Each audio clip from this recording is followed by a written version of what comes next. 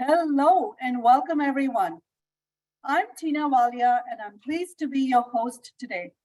This evening, we are excited to present the latest in our webinar series on wellness, Decoding Dementia.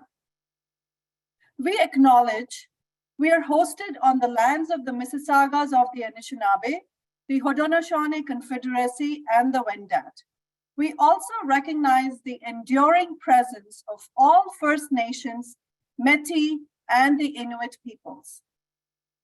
Here are a few webinar reminders. To submit a question, please type into the chat window. If your question has already been answered, kindly delete it from the chat. Everyone attending this webinar will be in listen-only mode. The Ripple Effect Wellness Organization, or TRIVO, was founded by Dr. Sudhi Devanesen and Mr. Ravi Juneja in 2009 with an advisory board of eminent personalities like Dr. Manish Mengi, Dr. Salim Yusuf, and Ms. Jennifer Lin. Our mission is to create healthy communities through education, which we strongly believe is the best preventative medicine that one can have. We host a number of events throughout the year, such as the Gala, Golf Tournament, and Youth Summit, in addition to the webinars brought to you by the Women's Outreach Wing.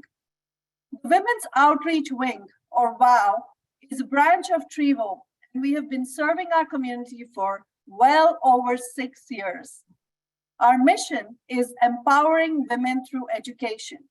We do this by inviting, inspiring, and motivating speakers to empower and educate our audience on topics that contribute to the wellness of women, their families, and our communities. Dr. Sudhi Devanesen, or Dr. D, as he's affectionately known, is the president of TRIVO. Dr. D is a family medicine physician, an educator, and a public health activist. He was inducted as a member of the Order of Canada in 2001 for his role in health and prevention of heart disease among South Asians. He has also been the chief of Department of Family and Community Medicine at St. Michael's Hospital. It is my honor to introduce Dr. Sudhi Devanesen. Thank you very much, Tina, for that wonderful introduction. And welcome, everybody. And thank you for joining us at this evening's presentation, which promises to be a very interesting one. On behalf of the Ripple Effect, I want to thank you all. And I also want to thank the WOW team, the Women's Outreach Wing, for putting in such a great effort to bring this together. I want to thank Barbara Clive, a great friend of TRIVO and WOW, and also a patron in many ways of the Ripple Effect Wellness Organization. Thank you so much, Barbara, for accepting our invitation and speaking this evening. We have many things planned for the year, and we are hoping that this year we will be able to reinstate our former fundraising events like the golf tournament and the gala. I want you all to know there's a lot of work that goes into creating this webinar, working towards it, and I do congratulate Smita Chandra and her executive for all the hard work that they've put in to bring us this amazing event. Now, I will conclude with a story. And this story is a legend, which I have changed a little bit, and it originates from the Mahabharata from India. And the story goes that during those days, the various kingdoms of India were fighting each other, killing each other. There was war constantly. So the three big kingdoms came together and suggested, why are we killing each other?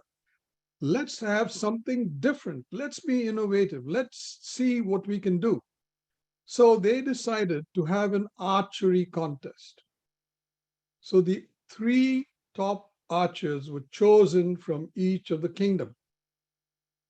And the Dronachari, who the master archer is, he decided to make a parrot out of clay and place it on the high ramparts of the castle.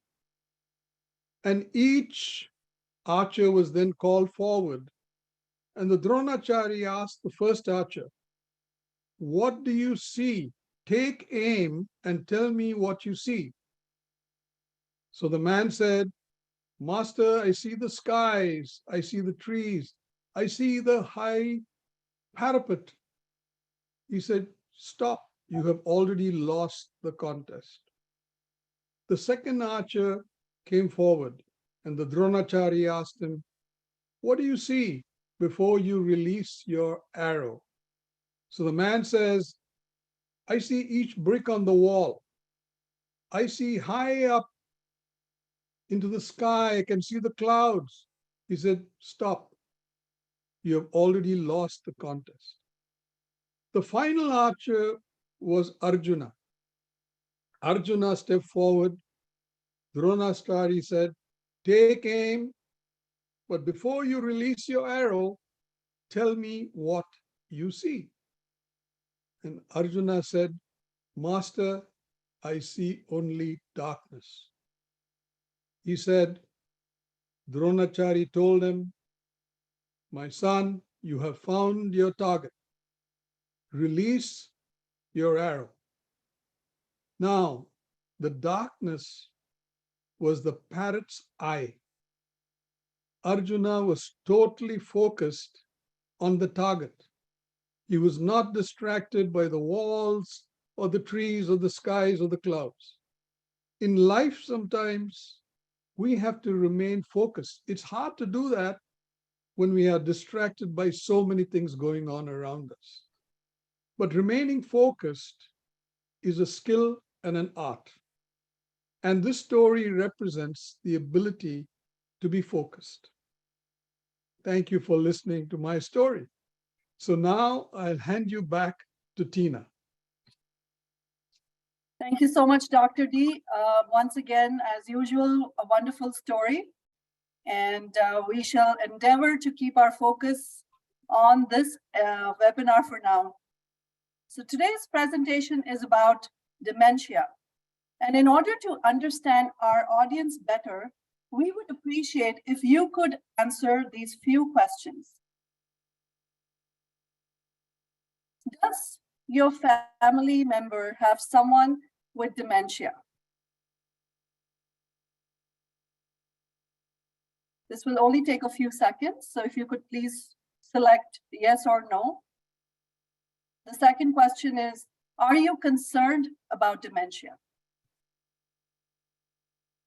And lastly, are there any health professionals in the audience caring for people with dementia? These answers help us present a more informative and a better webinar for you each time and every time. And we thank you for taking part in the survey. I would like to remind the audience about the Q&A session at the end of the presentation.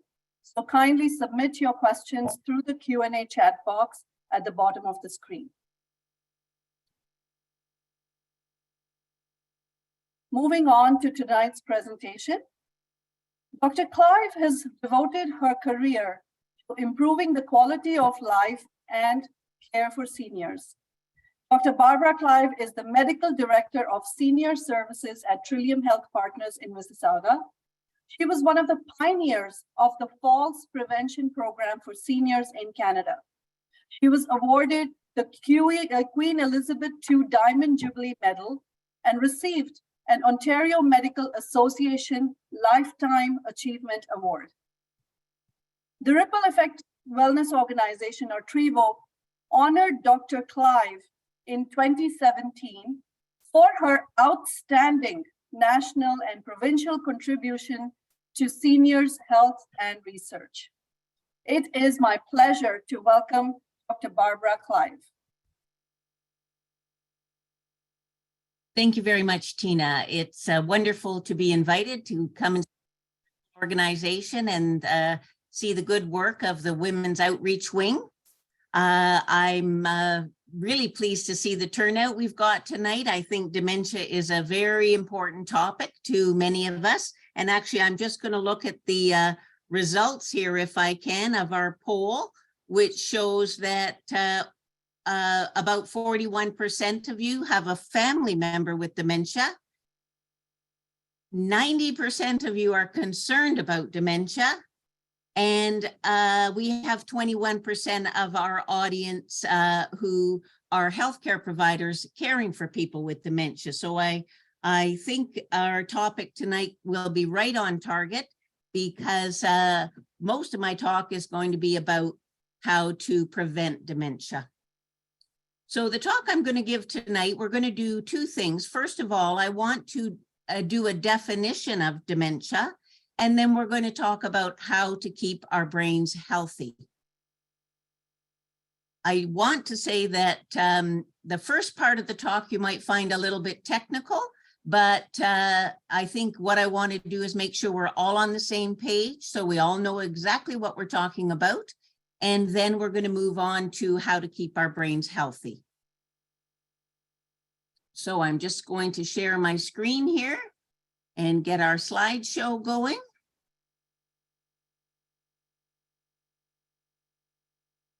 Okay, now my talk tonight is going to be based on mainly three papers. One is the 5th Canadian Consensus Conference on the Diagnosis and Treatment of Dementia. Another is the Lancet Commission. This came out of Britain in August 2020 on dementia prevention, intervention, and care. And then the World Health Organization guidelines on dementia prevention. And all of these documents are easily available just by Googling Canadian Consensus Conference on Dementia, Lancet Commission on Dementia, or World Health Organization guidelines on dementia. First, I want to talk a little bit about normal aging. I think many of you probably have had the experience, if you're a little bit older, about going into a room or going upstairs and then going, now, what am I here after? So this says not to brag, but I just went into another room and I actually remembered why I was there. So what are the changes of normal aging with your thinking? So even normal people, as they age, will complain of memory difficulty. These problems might include difficulty multitasking. So for example, I might need to turn off the radio to read the newspaper, and yet somehow my daughters in university can talk to their friends on the phone, watch the TV, and do their homework all at the same time. We may have difficulty remembering names of acquaintances, trouble with spatial memory or finding our way around in space, slowed reaction time, and verbal memory becomes mildly decreased as we age. I want to tell you what the definition from a medical perspective is of dementia. And this is from the World Health Organization. Dementia is a syndrome in which there is a deterioration in cognitive function or thinking beyond what might be expected from the usual consequences of aging itself. Those of you in the medical audience know we've been using the term dementia up until very recently. We have a document called the DSM, which is a diagnostic statistical manual that defines all of the mental health terms. And up until the DSM-4, we were using the word dementia. But many of you may be seeing the term major neurocognitive disorder in either what a doctor tells you about your family member, or perhaps a consultation note from a neurologist, geriatrician, or psychiatrist. So in the latest DSM-5, the term dementia has now been changed to major neurocognitive disorder. And this is associated with cognitive decline, so decline in thinking, deficits that interfere with a person's ability to care for themselves, and it's not due to delirium or another psychiatric illness.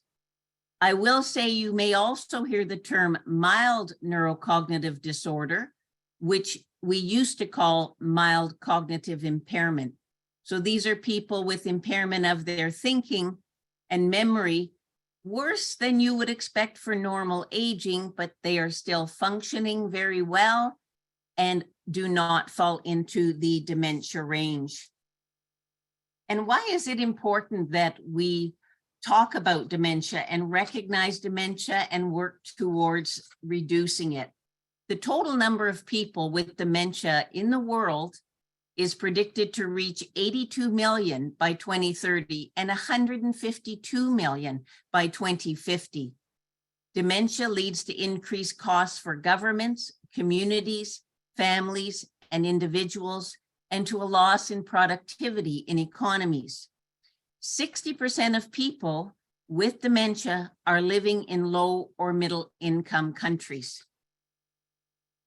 Now, this is a rather busy chart, but I just want you to have a look here. These are the latest Canadian statistics on dementia, the prevalence of dementia. So in other words, how many people at this moment, let's say, have dementia in our society? And if you look here under 85 plus and total, you'll see that about 1 in 4 Canadians over the age of 85 have dementia.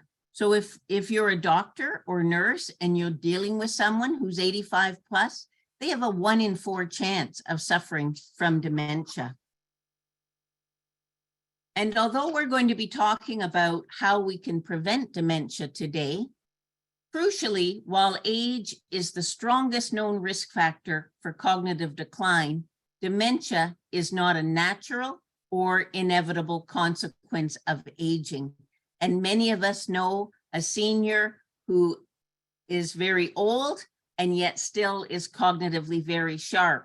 And those of us here in Mississauga, where Dr. D and Asha work, know that our mayor, who was still working, still advising our premier of the province up until a few weeks before she died 2 weeks ago, 2 weeks short of her 102nd birthday. So dementia is not a part of normal aging. I do want to talk particularly about Alzheimer's disease, because if you understand the nature of Alzheimer's disease, you can understand the nature of all kinds of dementia.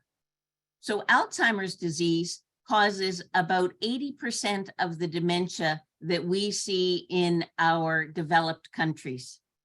And Alzheimer's disease is a degenerative brain disorder, so it gets worse over time, characterized by a progressive loss of thinking skills and ability to care for yourself, as well as behavioral disturbance. And there are other things that cause dementia. So although Alzheimer's might be the most common, other diseases such as vascular dementia or strokes, dementia with Lewy bodies, which has some features of Parkinson's disease. Parkinson's disease itself causes dementia. Frontal lobe dementia, subcortical is the type of dementia we see in Parkinson's disease, toxic and metabolic dementias, and infections.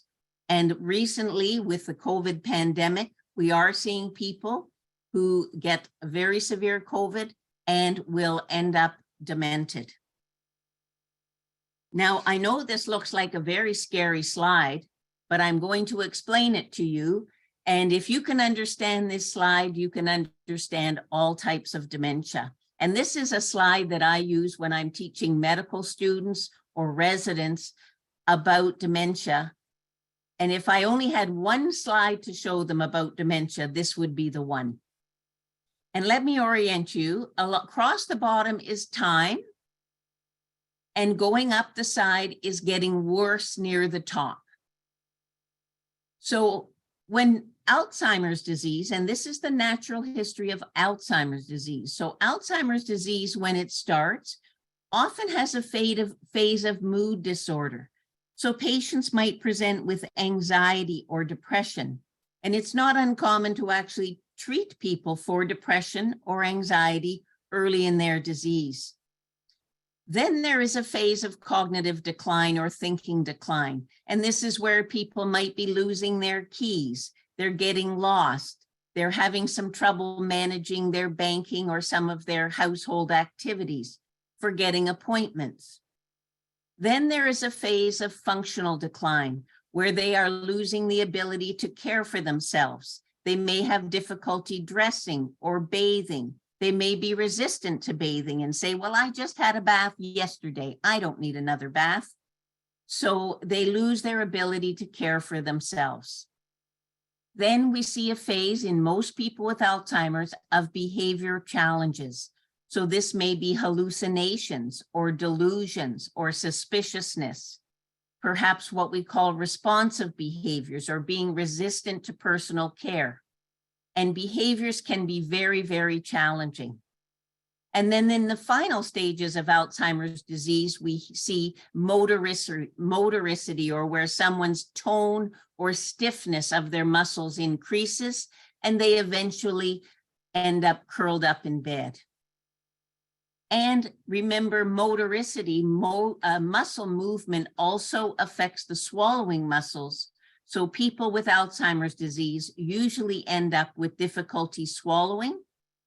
And one of the most common ways to die from Alzheimer's disease is from aspiration pneumonia, where you cannot swallow safely. Food and secretions, saliva go down into the lungs and cause pneumonia. So these other kinds of dementia, non-Alzheimer's dementia, all of these things do eventually occur, but they occur in a different order. So in other words, motoricity or movement slowing and stiffness of muscles might occur up at the beginning of Parkinson's disease. And then those people over time would go on to have other changes such as cognitive function, functional autonomy challenges, hallucinations, and delusions. There's a type of dementia called Lewy body, where they often present with hallucinations and delusions before we even see much of a change in their thinking. So it's very important when I'm taking a history of dementia to find out what the onset was like. I ask, what was the first thing that happened and how did this all start? Another thing I just want to highlight is that this is what I call the 7 A's of dementia. These words are all rather complicated looking Latin words, but I want to point out to people that dementia is not just a memory trouble. And so it's not just an amnestic syndrome.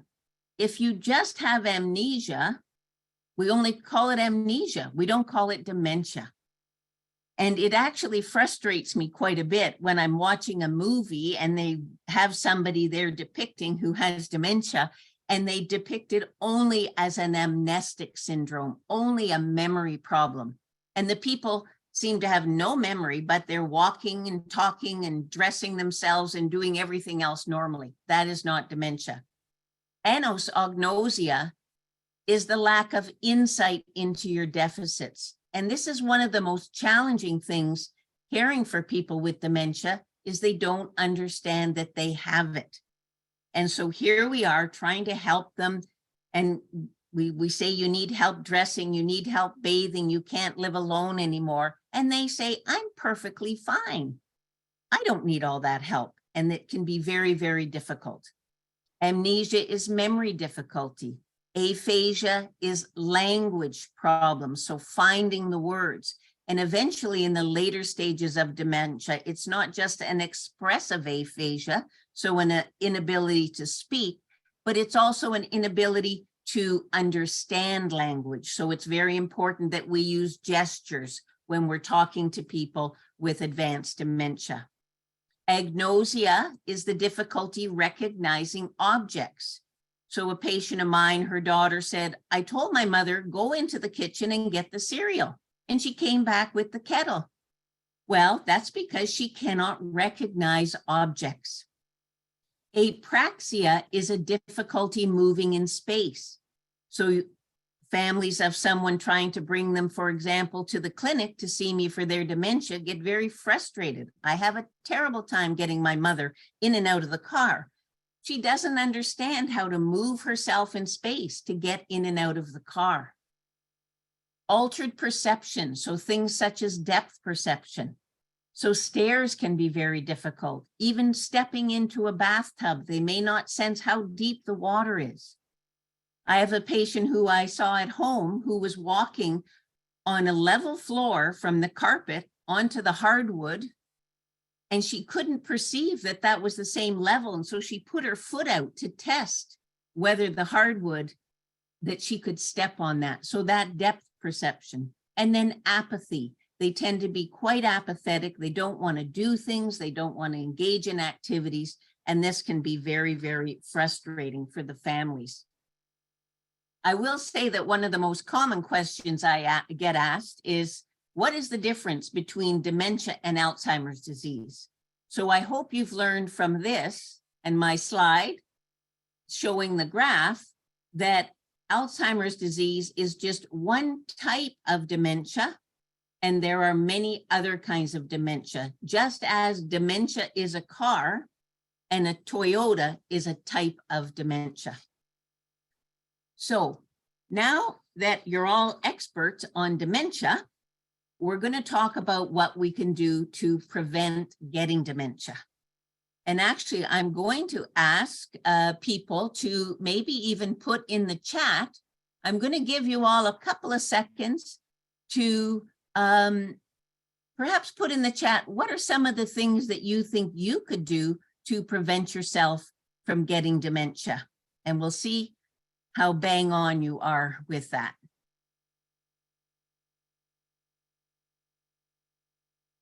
Reduce stress.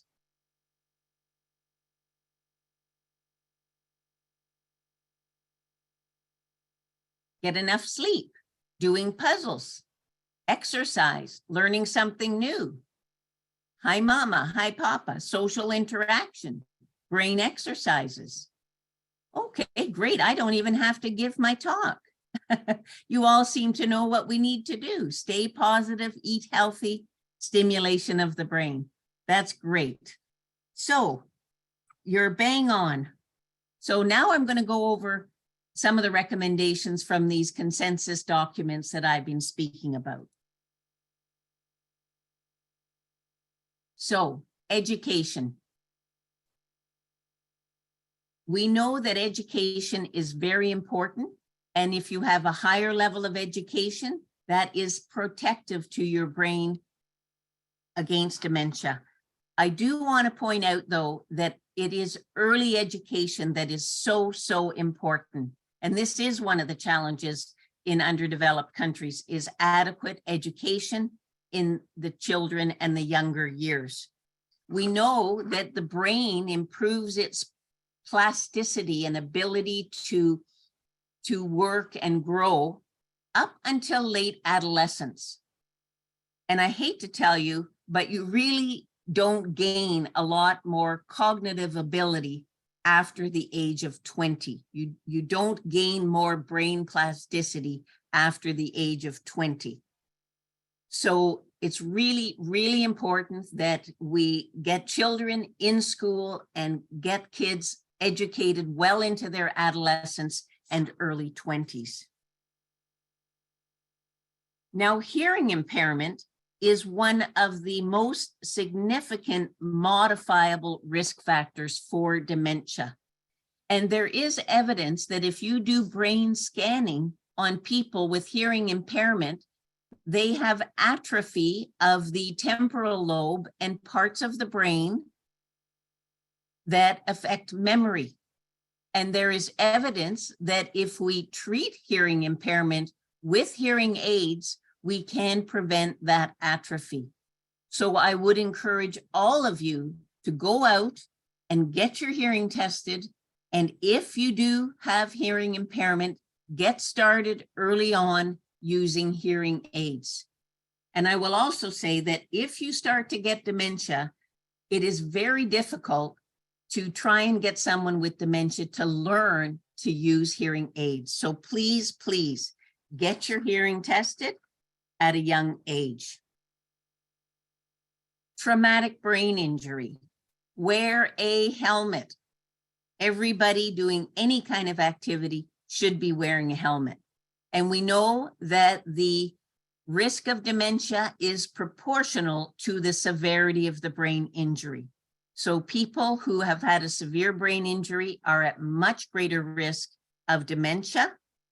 And interestingly, we know that people who genetically have what's called an ApoE4 allele, which is a gene that is a risk factor for many cardiovascular diseases, if you combine traumatic brain injury and an ApoE4 allele, that increases your risk of dementia even further. Now, hypertension. It is really, really important to treat high blood pressure.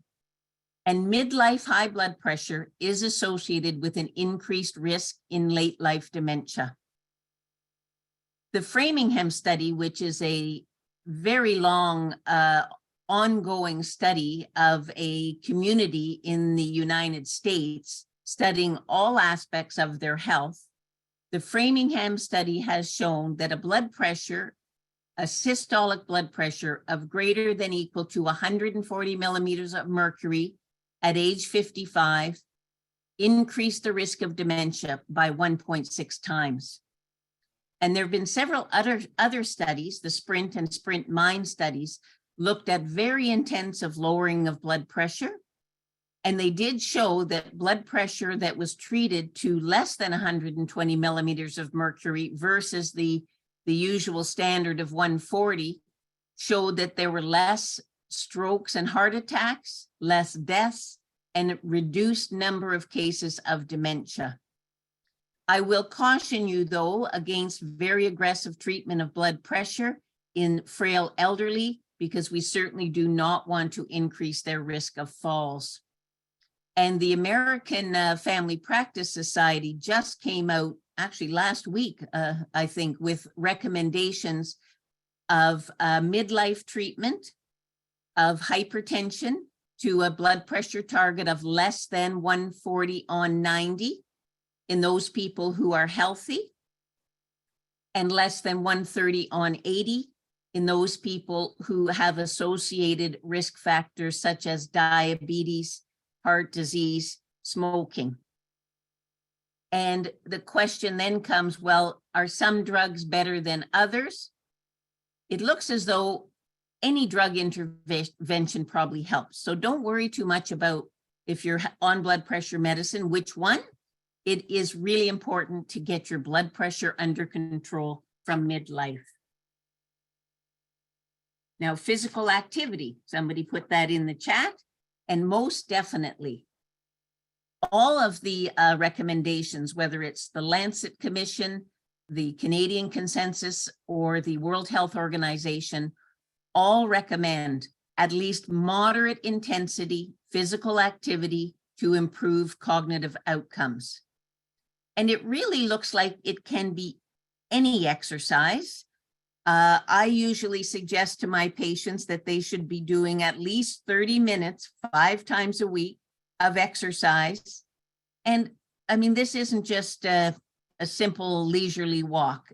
Hopefully something that maybe you can break a little bit of a sweat, or if you're walking, 70 steps per minute. Interestingly, in the Canadian Consensus Guidelines, they recommended things such as dance and mind-body activities such as Tai Chi. So I would strongly recommend that you keep active and keep exercising. Now, diabetes mellitus certainly increases the risk of dementia, and the risk is related to the length and the severity of the diabetes.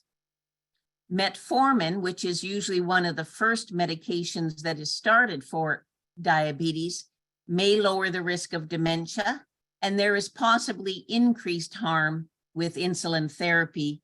But I will point out that people who require insulin therapy have more severe diabetes, and may have episodes of hypo or low blood sugar at times, which can lead to brain damage. Intensive diabetic control does not decrease the risk of dementia. And one of the challenges that I face sometimes in my patients is, for example, someone who's had diabetes for a long time, they're quite obsessed with keeping their blood sugar under control. And then sometimes they're having frequent episodes of hypo or low blood sugar. And this slide here is for the doctors in the audience, because I want to remind you that the Canadian Diabetes Association guidelines for seniors, the guidelines are different based on your age and your function. My job as a geriatrician is to see extremely frail elderly people. And so if people are very frail and have dementia, we're much more lenient in their targets, and we should not be seeing low blood sugars. So a very elderly, frail person, or a person with dementia, or someone who is functionally dependent, in other words, they need assistance with their dressing, bathing, toileting, their A1C target can be up to 8.5%. So please don't aggressively treat diabetes in very frail seniors. And I tell my patients who are in their 80s and 90s, I say, I'm sorry to tell you, but I'm not worried about the 30-year risks of diabetes to you. Alcohol. Now, interestingly, when I first started working on this talk, the guidelines for alcohol safety said that no more than what's called 14 units, and a drink of beer, wine, or hard liquor is 2 units. So really the guidelines in Canada said no more than 7 drinks per week. And there were slight differences between men and women, women 7, men 10. But since then, about 2-3 weeks ago, new guidelines came out from the Canadian Centre for Substance Abuse and Addiction, saying that no more than 2 drinks per week. And certainly in the dementia circles and physicians researching and treating dementia, we use the term, if you drink, it will shrink. So in other words, alcohol is a brain toxin. We do know that alcohol, excessive alcohol, causes dementia. And if you want to keep your brain healthy, less is better. Now, obesity. We know that midlife BMI, or body mass index, of greater than 30 is associated with an increased risk of dementia. There have been some very recent studies. I just saw some studies that came out on January 31st showing that people who are obese, if you do brain scans on them, they have atrophy or shrinking of the same parts of the brain that you see atrophy or shrinking in Alzheimer's disease. So obesity is very important to treat. And the Canadian consensus guidelines are even a little more specific than the Lancet, recommending the Mediterranean diet. And a Mediterranean diet is high in plant-based foods, whole grains, and vegetables. Olive oil serves as the main source of fat, and fish, seafood in general, dairy and poultry in moderation, and red meat and sweets only occasionally. Air pollution is a risk factor for dementia as well.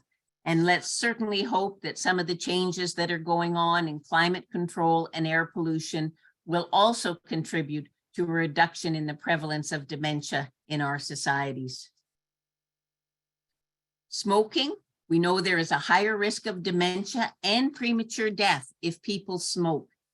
And it's never too late to quit smoking. If you stop smoking, even when you're older than 60, that can reduce the risk of dementia. There is also an association of secondhand smoke with memory loss. Depression. Late life depression, but not necessarily early life depression, are associated with dementia. It's interesting, you may remember the slide I showed you that showed that mood is often one of the presenting features, the first thing we see in someone who is developing dementia. So the question really is, was depression the risk factor for dementia, or was the depression actually a prodrome or the beginning of the dementia? So treatment of late life depression, very, very important. Social contact. A lot of people put that in the chat, and I was really pleased to see that. It is really important to get out, use your brain, use your language, and have social contact. The COVID pandemic has been very, very difficult for seniors and has really increased the risk of dementia for people in our society. And I love this slide because this is a slide of my late mother on her 85th birthday up at our family cottage with my Uncle George. So this is really great to see that the family's getting together and people are socializing. Sleep. That was also in the chat. We know that all causes of sleep disturbance are associated with an increased risk of dementia. And the greatest risk is sleep, what is called severe sleep deprivation, which is less than 5 hours of sleep per night. I will point out that people who take sedative hypnotics or sleeping pills to try and get more sleep are even at greater risk of dementia, regardless of their sleep duration. So taking sleeping medication does not help. Good sleep hygiene is what's really, really important. So I won't go over all of sleep hygiene, but certainly a regular time to bed, a good bedtime routine, avoiding caffeinated drinks in the evening. Exercise is important to have good sleep, but not too late at night before you go to bed. So there's lots of ways to get a good night's sleep. And please, no screens or televisions in the bedroom. Now, this is a rather busy slide again, but this is from the Lancet Commission, and it's listed the 12 dementia risk factors and their relative risk for dementia. And so I will point out to you that one of the highest risk factors, modifiable risk factors for dementia, is hearing loss. Depression is also very high, and traumatic brain injury very high. So get your hearing tested, wear your helmet, and if you have depression, certainly seek treatment for that. This is from the Lancet Commission, and it's listing their 12 factors. They're recommending that you can modify to help reduce your risk of dementia. Good diabetic control, treat high blood pressure, prevent head injury, don't smoke, reduce air pollution, avoid obesity, maintain frequent exercise, preferably cardiovascular exercise, reduce depression, avoid alcohol, treat hearing impairment, maintain frequent social contact, and attain a high level of education. And I will add to these the two from the Canadian Consensus Conference, which is an adequate amount of sleep or more than 5 hours of sleep at night, and a Mediterranean diet. So that is my main information on prevention of dementia. But if I have time, I can't help when I give a talk to people to talk about my pet peeves. As a geriatrician, a geriatric medicine specialist, I am seeing patients every day with multiple chronic medical diseases and multiple medications. So I'm going to take this captive audience and talk about my pet peeves. So this is up where my cottage is, which is about a 3-hour drive north of Toronto, out on a frozen lake in the winter. So medication safety. This is an example of the pill bottles brought in with a patient I saw in hospital. He collapsed on his front lawn and was brought in with an extremely low blood sugar, dehydration. And this bag contained multiple bottles, most of which were a half to 3/4 full of medications, many of which were the same medications. And what was happening was he was going to his doctor to have his blood pressure checked, his blood sugar checked, his thyroid checked.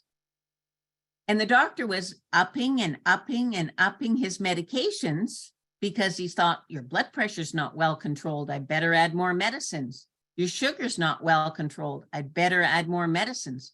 But the problem was he wasn't taking them at all at home. And then one day he thought, I better take my medicines, and ended up in hospital. So I would encourage you, when you go to see your doctor, take all of your medications in their original bottle, whether it's a bottle with a cap or a blister pack. And as a physician, I always do a pill count. When I see people, I look at the date on the bottle, the medication was dispensed, how many were dispensed, and how many are missing. So please, and if you are caring for a family member with memory loss, I want you to check every week that they are taking their medications properly. Power of attorney. I know we're speaking to people from around the world today, but I suspect that everywhere you have the ability to complete a document that assigns someone to act on your behalf if you are not capable of doing it. And certainly in Canada, everyone from the age of 18 and up should have a power of attorney. And there are two kinds of power of attorney: personal care, which is medical decisions, shelter, and things like that, and property, which is finances. And one of the challenges I see is people do not assign a power of attorney while they're still capable. They have a degenerative brain disorder such as dementia, and eventually become incapable and can't even assign power of attorney. And this becomes a very expensive and complex legal issue to get them assigned a guardian. So please, if any of you on the call today, I want you all to go and check to make sure you have a power of attorney. And also, do not just assign your power of attorney to your spouse, because your spouse is probably just as old as you are. And so if your spouse dies before you and they were your sole power of attorney, you don't have a power of attorney anymore. So make sure you name an alternate. Not all confusion is dementia. So remember, there are other things that cause confusion, such as delirium, which is an acute or a sudden onset of confusion, usually related to a medical illness or a medication. Depression can also cause confusion and memory difficulty. And I often see people in hospital who are ill with something else, such as pneumonia, and they're confused, and someone says, oh, you're demented, but they're not demented. They have delirium. When they're treated, this confusion will lift, and hopefully they will get back to normal. Although if someone has a very severe delirium, they may not get back to their baseline level of thinking. And then driving. I think probably one of the most difficult things I deal with every day treating people with dementia is around driving issues. In Ontario, the province of Ontario here in Canada, we have a mandatory notification for physicians if a person suffers from a condition that may impair their driving. And dementia is one of those. So it's very common for me to make a diagnosis of dementia and have to send a notification to the Ministry of Transportation about driving. That does not mean that their license will necessarily be suspended. People with mild dementia can often drive for some time, but it does mean that they will have to go and do a functional driving assessment, which is an on-road test. This picture here is a picture of a 96-year-old gentleman up in Halliburton, where my cottage is, who was not demented, but had other health reasons for losing his license, and he would drive his lawn tractor into town. So if you know someone with dementia, please be aware that be aware of the laws in your province or country with respect to driving notification, because it's really a very challenging thing. I will direct you, there is a really good website that actually I just heard about on a presentation last week, and any of you who read our newspaper, the Toronto Star, it was in the Star recently, and there was a CBC documentation on a documentary on it as well by doctors Gary Nagley, who is a geriatrician at the University of Toronto, and Dr. Mark Rappaport, who's a psychiatrist. And the website is called drivinganddementia.ca. It's all one word, drivinganddementia.ca. And that website has 3 different sections. One is, I'm a person with dementia or thinking trouble, and I'm still driving. I'm a caregiver taking care of someone with dementia, or I'm a health provider caring for people with dementia. And there's actually some very good worksheets on that website that can guide you through, if you care for someone who's lost their license, what are some of the options for transportation? Where are the places they have to go? What are some of the costs? They do, for Canadians on the call, have an outline of the provincial legislation with respect to driving notification within Canada. So that's my final words. This is just for those of you not in Canada. This is how beautiful it is here in the fall up north when the trees all turn colors. My cottage is just around the corner here.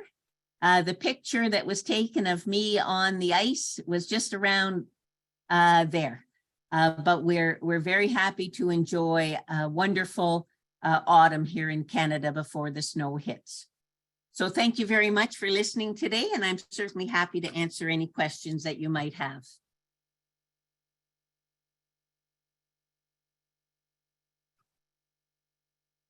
Thank you so much, Dr. Clive. This presentation has been so educational and thought-provoking. I'm sure our audience found it very enlightening and helpful. Thank you once again, Dr. Clive. Now, before moving on to the Q&A session, we would like our audience to answer this short survey in order to help us serve you better. We have 3 questions for you. The first one is, how useful did you find this webinar? We have 3 choices for you to select. Very useful, somewhat useful, not useful. The second question is, how did you hear about this webinar? Dr. Sudhi Devanesan's office, local library or community center, friend or family member, email from Smrita Chandra Trivo, or your community organization. And lastly, do you intend to attend our next webinar on April 19th on heart health? I would request our audience to once again submit their questions in the Q&A box so that we may collate them in good time. I thank our audience for answering this survey. Now, moving on to the Q&A part of the webinar, I would like to invite Dr. Sudhi to moderate the Q&A session and Dr. Clive to please answer the questions. Thank you, Tina. And really, Barbara, that was an outstanding presentation. Very clear, very succinct. And actually, many of the questions that have been asked, you already answered them. And thank you for taking the time out. We know how busy you were today, and giving us this time is a great gift. Thank you, Barbara. So one of the questions that came up is dementia hereditary? Yes, dementia is hereditary. I did not talk about that today because I was trying to focus on the things we can do to keep our brains healthy. But yes, dementia is hereditary.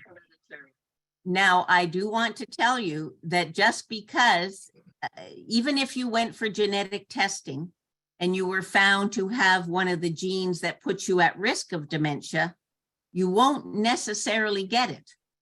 Okay, so you got to work really hard on all of those modifiable risk factors. And interestingly, many people who have dementia, particularly Alzheimer's disease, do not necessarily have the gene. They have sporadic Alzheimer's dementia. So a family history is most definitely a risk factor. It's not one you can modify, but you can work on all of those other factors. Thank you. One of the questions was that one of our audience was concerned about their forgetfulness, has been reassured by the family doctor that it's normal, but still concerned because the same thing was told to his or her mother, and she turned out to have dementia. So I know we can test for dementia. Can you suggest what we should do in terms of a worried, anxious patient who's not totally convinced that they are not having it? Okay, so certainly I see a lot of people with the worried well, perhaps we'll say, or people who have a subjective memory loss. And the key is to monitor it over time, to make sure you're looking at your modifiable risk factors, make sure you are not taking medications that could worsen your memory or thinking, such as sedative hypnotics, benzodiazepines, which are commonly used as sleeping medications affect memory, drugs that have anticholinergic side effects. I think the most common ones I would see would be tricyclic antidepressants, such as amitriptyline, nortriptyline, and anticholinergic medications that are used for bladder urgency. So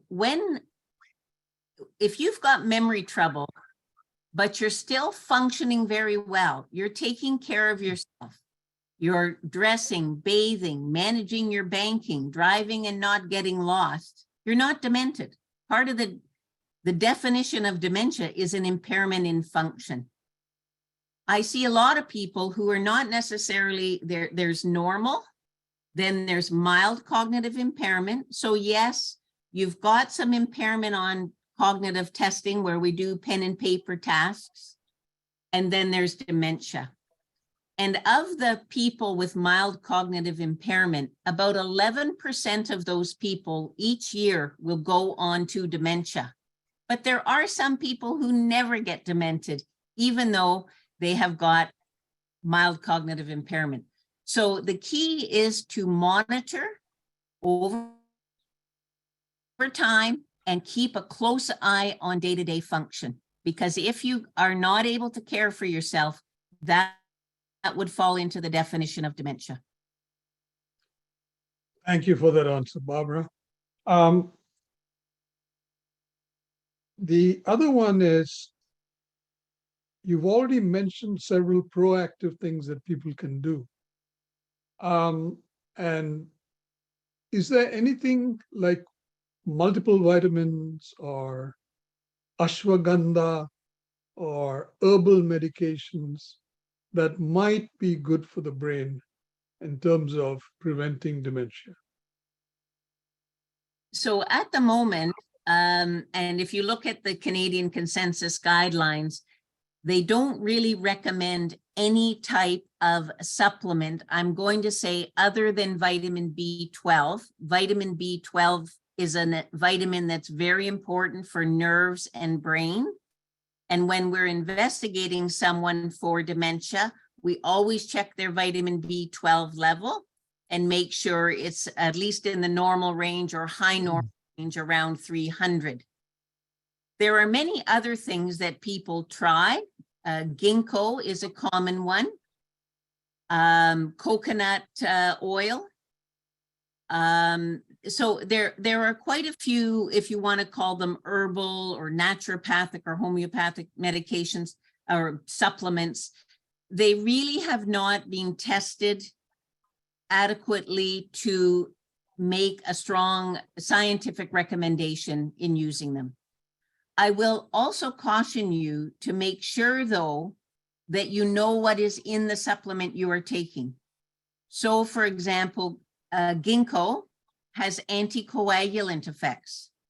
So people who are on different types of blood thinners or anticoagulants should be very careful with ginkgo. St. John's wort also has some anticoagulant effects. There are some herbal teas. I've seen patients taking a Chinese herbal tea that have potent anticholinergic side effects, so have led to confusion, very slow heartbeat to the point where they've come into the hospital and had to have a temporary pacemaker. So one of the challenges with some of these supplements that are not pharmaceutical grade is we don't always know what is in them.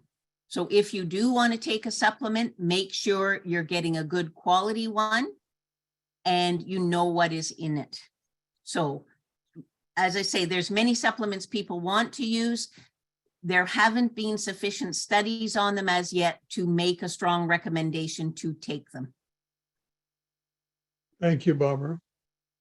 I think you already answered this question indirectly, but one question was, can Alzheimer's disease have Parkinsonian symptoms?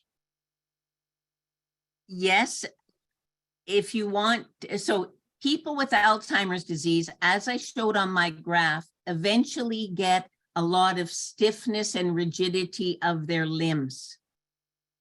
And some people interpret that as Parkinson's or Parkinsonism, okay? They don't usually have the associated tremor that we might see with Parkinson's disease. I will say if someone has features that look a lot like Alzheimer's and they have Parkinsonism, so stiffening with what we call cogwheeling, you would know what I mean, Sudi, a certain type of stiffness of the limbs, perhaps a little bit of tremor, a shuffling gait. So this is some features of Parkinson's associated with dementia. We would think about Lewy body dementia. And I'm flagging Lewy body dementia, not because it's necessarily so common, but people with Lewy body dementia very commonly have hallucinations and paranoid delusions or false beliefs. And the medication we usually treat hallucinations and delusions with are called neuroleptic medications. So medications such as haloperidol, risperidone, things like that. And people with Lewy body are very sensitive to those medications and it can make them worse. And so I always tell the residents, if you are trying to treat somebody's dementia hallucinations with a neuroleptic and they're getting worse and worse and worse, step back and say to yourself, gee, maybe they've got Lewy body dementia and not garden variety Alzheimer's disease. We do know that about 80–85% of people with Alzheimer's disease will later in their disease go through a phase of hallucinations and delusions, but they won't have them early in their disease necessarily. So it's really important to think about Lewy body dementia to make sure we're treating them with the right medications and not making them worse. And the other feature of Lewy body dementia is they have a lot of fluctuations. So they'll have really good days and really bad days, and even periods of unresponsiveness. And they often also have quite a severe REM sleep disorder. So their sleep is really, really poor. So the answer to that question is yes, people with Alzheimer's do eventually get stiffness and rigidity that may be interpreted as Parkinson's, but we know that there are other types of dementia that are associated with Parkinson's features, dementia, and I would say probably 100% of people with Parkinson's, idiopathic Parkinson's disease, if they have it long enough, they will become demented. But we're looking Thank usually you, Dr. at 10 to 15 years. Thank you. Dyslipidemia, high cholesterol, is that a factor development of dementia? Yes, it is. Now, interestingly, none of these consensus guidelines recommended the treatment of hyperlipidemia as a preventive way, but we do know that any vascular risk factor, so it would be hypertension, diabetes, hyperlipidemia, those things all are risk factors for dementia. So it is really important to make sure that your cholesterol is well controlled. Although it's interesting, the treatment and consensus guidelines do not say that you must start a statin in somebody with a diagnosis of dementia who has some hyperlipidemia. And I think the issue is everything has a risk-benefit ratio, right? So when creating a consensus document, you've got to make sure you've got all the risks and benefits worked out. Thank you. That was a great answer. And I have a question. Can MAID be offered to people who are almost terminally ill with Alzheimer's? Does that have to be a directive prior to their coming to that stage? Certainly, right now in Canada, you cannot give an advance directive for MAID. And the problem is when you request and receive MAID, you must still be capable. So this is what is extremely difficult. And actually there are some advocacy groups working on this in Canada to allow us to give an advance directive to say, if I ever get dementia and I'm in such and such a state, I want MAID. But right now it is not legal in Canada to give an advance directive. For those in the audience who may not know what MAID is, it's medically assisted death. There are two more questions, and they're both kind of linked together. People who work in highly polluted areas, loud noises, and have hearing loss as a result of that, it's kind of a secondary hearing loss. Are they more at risk for developing dementia? Because you said hearing loss is one of the main reasons why people get isolated and demented. I don't think it really matters the cause of the hearing loss, whether it is an occupational hearing loss or what we call presbycusis or hearing loss because of advancing age. The management of any hearing loss is important to keep those messages going into your brain and keep using your brain to keep it from getting atrophied. Air pollution is a big challenge. We know that inhalation of these microparticles is not good for much of our body.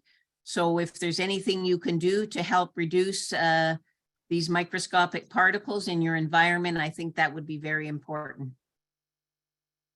Thank you, Bob. And this is the final question as we wrap up. Is there a higher risk of getting dementia if somebody has, for example, bipolar disorder or schizophrenia or any major psychosis? Yes, major mental health disorders are a risk factor. I will say that it is often very difficult to tease out the cognitive impairment and make the diagnosis of dementia in people who have major psychiatric illness. So, for example, people with schizophrenia, even at a young age, can have cognitive deficits, but we don't necessarily call it dementia. So it is very important that we recognize cognitive deficits in other mental health disorders. I will also add that many of the medications that we use to treat serious mental health disorders do have side effects that can affect your cognition. Actually, Sudi, you know of medications from years ago that had potent anticholinergic side effects, but were necessary for treatment of major mental health disorders, but they could cause a lot of confusion. So it's good we're seeing more medications now with a much safer side effect profile to be used in people with major mental health disorders. Thank you very much, Bob. There's this one very last question is, if you manage to stay away from dementia to a ripe age, let's say 79 or 80, is there less of a chance of developing it later than that cutoff point? No, dementia is very age related. So even though I said a quarter of 85-year-olds are demented, a third to a half of 95-year-olds are demented. So the older you are, the more likely you are going to become demented. So that's the reality. And I think you've answered most of the other questions, vitamins, and also there's a difference between men and women. I think women tend to live longer, and that age differential is a reflection of that. But Barbara, I think we're going to close. Can I just make a comment on men and women just in my reading and preparing for this talk? Certainly, it's always been said that women are more likely to get dementia, men more likely than women, but men have more vascular risk factors, okay? Interestingly, women up until more recently have had less education. So it's a bit of it's a difficult, the sex difference is difficult to work out. Men, certainly the 80 and 90-year-olds that I see now were more likely to smoke. So it's a complex thing. Right. Well, most interesting talk, Barbara, and thank you very much for those very clear questions and answers that you gave to us. I thank the audience for those questions as well. And so we end this Q&A, and now we hand you back to Tina. Thank you, audience, for your participation and appreciation. Thank you, Dr. Clive, for your insightful answers. And thank you, Dr. D, for moderating the Q&A. I would now like to invite Smita Chandra, our illustrious chair, to say a few words. Thank you, Tina. Hello, everybody. A very special thank you to our audience and to the many wonderful newcomers who have joined us in record numbers for this webinar. Thank you for attending the webinar, and I hope all of you found it interesting and helpful. Thank you, Dr. Clive. That was a brilliant presentation. We have learned so much from you, and I, for one, am going to take lots of precautions to stay healthy. Thank you so much. Dr. D, your inspiring stories and moderating the Q&A is much appreciated. We especially love the new words you introduce into our vocabulary, and we look forward to the next one. Our executive team works very hard to bring you these informative webinars, and I would like to acknowledge each person's effort. Our charming MC, Tina Walia, for hosting the webinars, Sridhar Rao for working behind the scenes to run the webinars smoothly, Dr. Asha for making huge strides in engaging our community partners and support groups and extending our outreach into the community. Ashima Jain for securing corporate funding, Rajiv Prasad for printing, design advice, and tech support, and Ashna Roy for creatively designing our flyers to make them bold, beautiful, and eye-catching. Thank you, all of you. It is always a pleasure to work with you. Now, there are many other people working diligently behind the scenes to help us promote our webinars, and we like to call them WOW ambassadors. We would like today to recognize Dilpreet Bansal, who selflessly spends many, many hours emailing flyers to a large contact list. Thank you so much, Dilpreet. Your work is always very appreciated by all of us. Now, if you have enjoyed our presentations and would like to support future webinars, please donate to our outreach. You can also check out our website at www.trevo.org. Thank you once again for spending the evening with us, for always supporting us from around the world, and for your warm wishes and enthusiasm. You are all very special to us. Thank you, and I will now hand it over back to Tina. Thank you so much, Smita. And I'd like to remind our audience that if they would like to donate to Trevo, they could do that using a check or e-transfer. So Smita, tell us about our next webinar. What do you have planned for it? Tina, our next webinar is on April 19th, and this one is going to be all about heart health. Our keynote speaker is the eminent cardiologist, Dr. Manish Mengi, who is also an honored member of our advisory board. Excellent. I believe you're planning something a little different this time. Can you tell us what this is? Tina, this time we are going to spice things up just a little bit, and we're adding a cooking component. We are going to do a heart-healthy cooking demo. I am going to show our audience how to take an ordinary everyday dish and make it heart-healthy without losing any of its delicious flavors. Wow, that sounds yummy and interesting. I'm really excited to see this. I hope you will taste the dish when I make it, Tina, and tell our viewers what you think of it. But only compliments are allowed, please. Thank you, Smita. I really look forward to that. I know all of our viewers will want to attend this webinar, not only to learn about heart health from a renowned authority, but also learn to cook a heart-healthy food for our families. Thank you, Tina. Everyone, now that you have had a sneak peek at our next webinar, I hope that you will all register and attend on April 19th. Please watch out for our next flyer. On behalf of the Women's Outreach Wing of the Ripple Effect Wellness Organization, I would like to thank you all for attending the webinar tonight. See you at our next webinar on April 19th. Thank you and have a good night.